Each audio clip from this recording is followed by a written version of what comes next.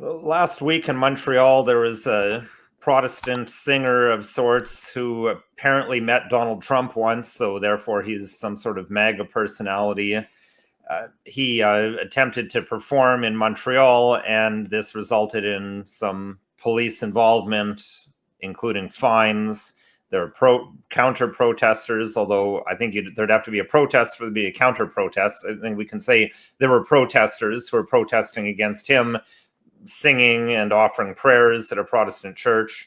And so this has been a very hot topic of late. A lot of people have asked us for my opinion. So I decided to throw together a quick episode. This won't be as polished as usual. I'm just kind of between court appearances and but I know our viewers wanted to hear about it. So that's what we'll talk about on this week's Don't Talk TV.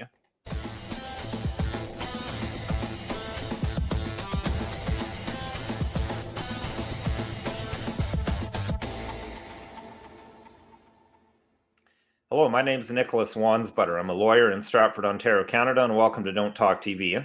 So, as I mentioned in the preamble, this is a bit of a quick episode. I actually had one pre-recorded that we were planning on airing, but this topic came up. I mean, there is also the topic of the hockey players from the Team Canada thing and their acquittal. I wanted to talk about that as well, but this is a really hot topic, so as I said, I'm kind of squeezing things in between court. Not going to be the most polished episode ever. Just kind of rushing back and forth. I see my shirt's a little wrinkled because it's really hot out, and just going back and forth from court does things like that. But we're going to talk about what went down in Montreal last week. Although before we get into that, I just want to remind viewers, next week we have our monthly live episode coming up. We've got a lot of interesting topics to talk about. I'm actually going to switch things up a little bit. We're going to have my volunteer PR guy, Richard. He's going to be on to join a bit of the discussion. I think he has some insights from a PR perspective, also from the perspective of being the son of a man who was at one time the youngest police chief in Canada. I'm guessing there have been younger people appointed chiefs since then, but back in, I think it was the 80s or 90s when his dad was appointed to that position, I believe it was Mitchell, Ontario. Anyway, there's some insight that he'll have from that. So I think it'll be an interesting discussion. We'll talk about some of these hot topics that have been coming up lately. And also the mugs. I just realized I didn't have it with me, but I just don't have time to stop this and go grab it and start re-recording again. But we're actually sold out of the mugs. But if you want one, let us know. We can look into ordering more. And we'll have it on the live if you want to see what it looks like. And I've shown it. I usually have it with me on the live episodes. But all that said, let's get into the topic of the day. That's this music concert from Montreal. Now, I think it's worth discussing for a few reasons. I mean, it's just an interesting legal question where we get into that intersection of religion and politics. Because, as I mentioned, this performer, he apparently met Donald Trump once. I'm assuming he's expressed some public support for Donald Trump. So therefore, he's being treated as, and you see in the media, it's always referred to as, MAGA, Make America Great Again, personality. And that's gotten them into some hot water with some cancellations. And then the things came to a head last week.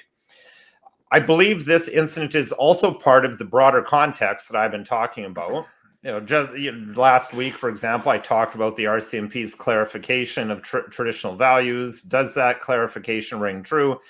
And I've received some comments from people who are, I at least assume that I think they assume that they're a different part of the political spectrum than I am, probably presuming where I am, because they're accusing me of covering this out of bias, not because this is something that's actually going on or something that's actually of concern. I need to not believe my lying eyes and ears. I'm just biased. So like this person, Day Sleeper 062, said, I think you need to check your bias. What the officer said is not untrue. A drastic change in worldview in a short time is known to be a sign of radicalization. And if she used a communist example, I wouldn't have had an issue with it. Well, no. First of all, she would have never used an example of communism. And that's exactly what I'm talking about here. There's a meaningfulness to what was chosen. because again, we're not seeing the same sort of reactions to other things as we're seeing in the story we'll be talking about today with the, some prayer sort of concert thing going on in Montreal. So they would never use that as an example, but also she noticed again that RCMP officer talked about tending towards traditional values. And sometimes these changes can happen quickly. I don't think if someone suddenly starts looking to communism, that means they're going to start blowing stuff up. I think they're dead wrong, because I think communism is a terrible ideology that has claimed millions and millions, tens of millions of lives.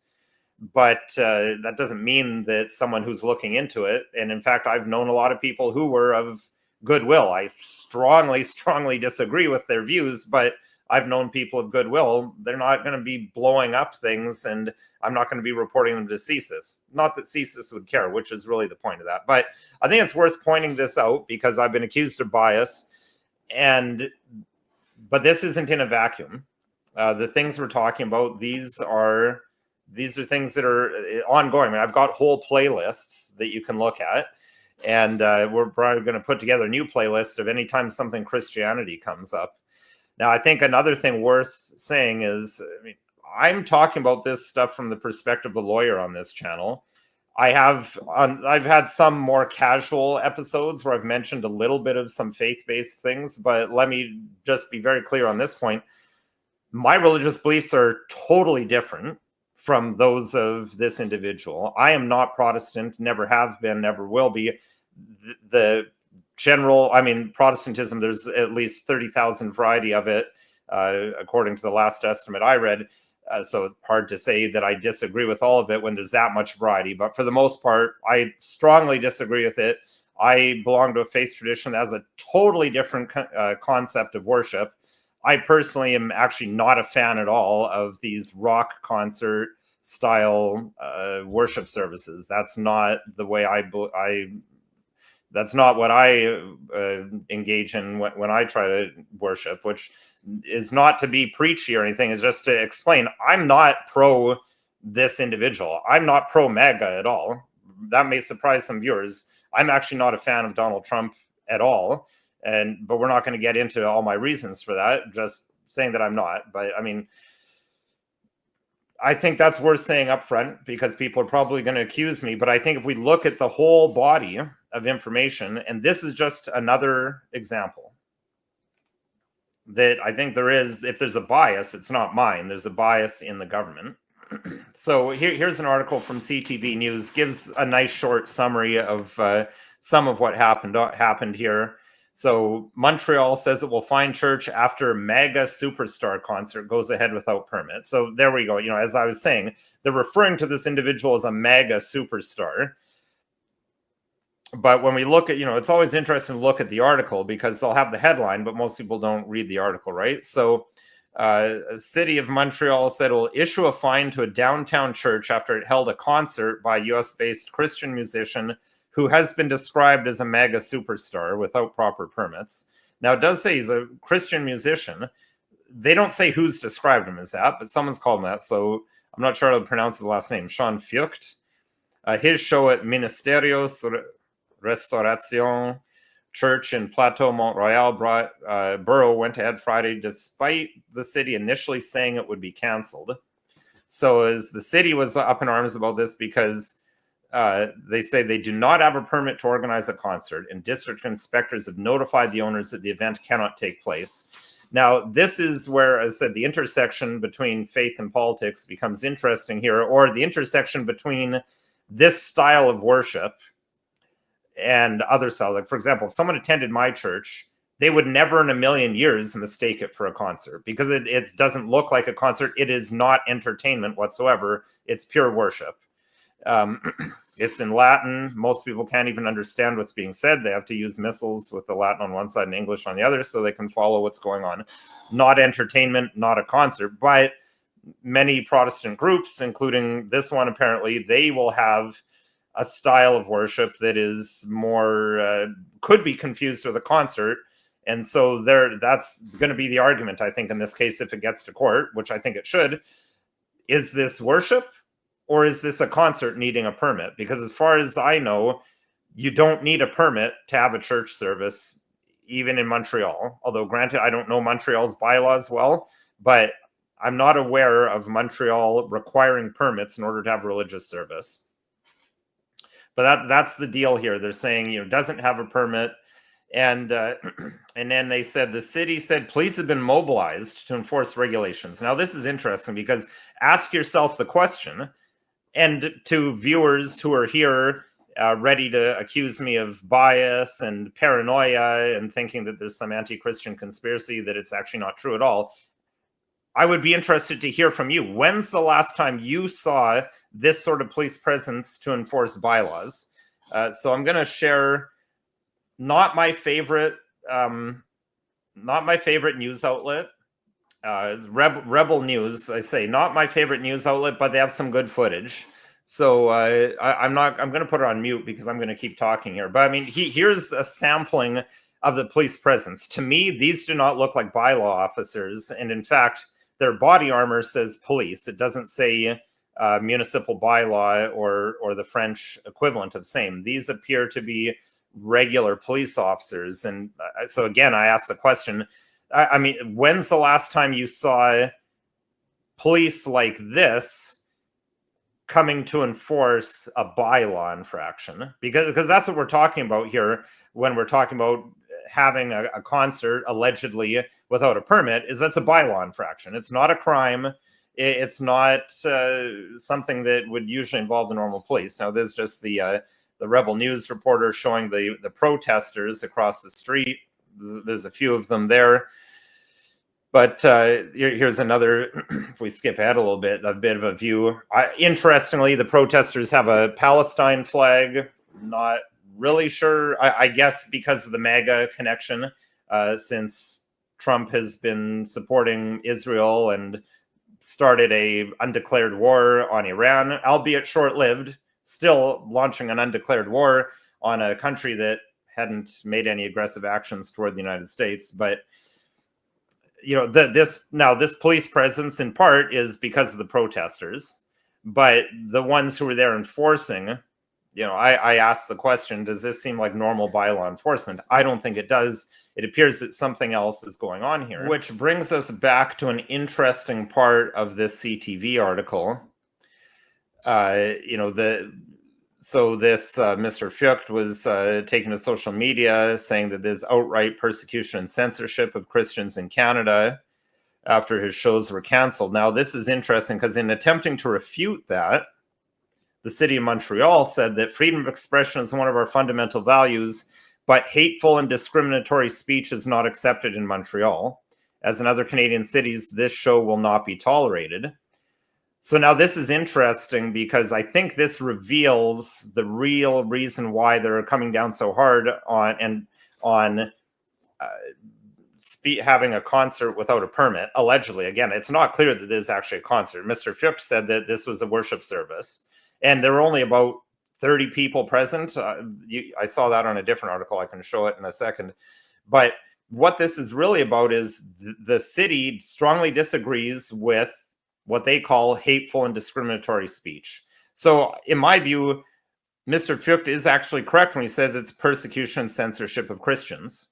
Because when the city talks about hateful and discriminatory speech, what they're talking about is Mr. Fucht being outspoken against gender ideology, abortion, and LGBTQ, which just again, not getting into theology on this channel, but I think it's pretty well known that significant numbers of Christians and certainly the Bible itself very clearly condemn these things. I mean, whether you agree with that or not, that's simply the fact on the ground of what Christians, at least some Christians, believe. So the city's trying to frame it as, well, we're just against hate. Well, you are actually against Christians if you're saying that what they believe is hate. Now, again, right or wrong, maybe you agree with that. Maybe you think that that's okay, that should be persecuted. Let us know in the comment section what you think, whether you think this is is this hate speech? Should it be persecuted or prosecuted? But apparently it is. But it'll be very interesting because I think the city may have been a bit of a misstep to make that announcement, because it shows that this isn't about lacking of a permit. It's about them not liking what he had to say. And in my view, I don't think that the city has the authority to shut down a prayer service because that prayer service is saying things that they don't like. Now, I did say I'd share another clip where we see how many people were there. Now, this is from the Montreal Gazette. This is a little clip of the service. So, I mean, you can see there aren't that many people there. But, I mean, in any event, you can just see the concert here is called Revive in 2025. Revival is a terminology that's used in a lot of Protestant groups. And it's called the Let Us Worship Tour. So to me, that sounds like this is purely religion. This isn't a concert. But again, the lines get a bit blurred when you have a style of worship that looks an awful lot to an outside observer like a concert, like entertainment. So I think that may be what a lot of this comes down to in court, an argument over, was this a concert without a permit, or was it Christian worship that is allowed to proceed without a permit? So it'll be interesting to see if Mr. Fucht challenges that in court. I personally think he should, but of course that's up to him. It's a $2,500 fine if he doesn't challenge it. So it'll be interesting to see how that plays out. We're interested in hearing your thoughts on this in the comments. And of course, this video is not legal advice. If you need legal advice, call a lawyer. If you want me to be that lawyer, my contact information for legal situations is listed below. Of course, if you have something related to the show, and we're always open to suggestions. Again, this episode was in response to a number of requests and questions about this event. Please send an email to the email address listed below. And if you found this video at all interesting, helpful, or informative, please consider liking, sharing, subscribing, and following us on social media. And of course, please join us for our live next week. And please throw a like on this video if you found it good.